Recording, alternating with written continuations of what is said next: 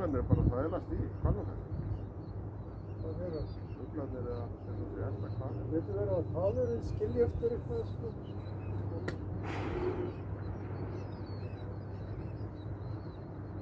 Það er að koma til okkar hvalurinn. Já. Þetta eru tveir að þrír hérna. Tveir allavega, það voru einhverjum utar og